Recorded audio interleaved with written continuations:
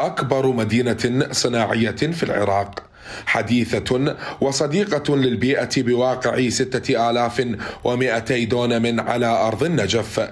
مشروع تم وضع حجره الأساسي اليوم قبيل مؤتمر صحفي عقده وزير الصناعة خالد بتال النجم، مؤكدا عزم الوزارة على افتتاح مدن صناعية أخرى.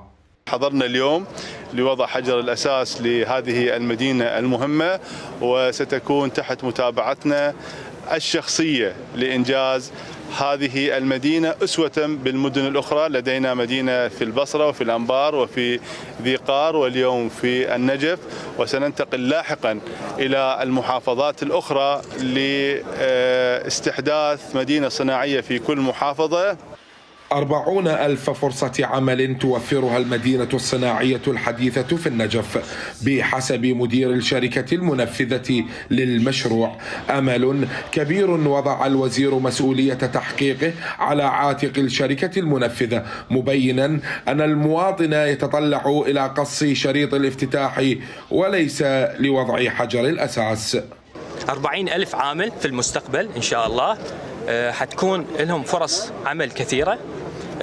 عندنا تخصصات جديدة راح تدخل ما موجودة في القطاع الخاص. احنا راح نعتمد على المصانع الذكية بالإضافة إلى المخازن الذكية مثل ما موجود في أمازون وغيرها بمساحات كبيرة، ونقدر نسحب المخازن اللي موجودة بين المدن السكنية، وهذا خطر وملوث للبيئة. بكل وضوح وأمامكم الآن نحمله هذه المسؤولية، مسؤولية أن تنجز الأعمال وفق ما مخطط له.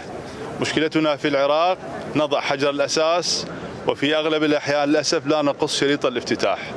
المواطن يتطلع إلى قص شريط الافتتاح.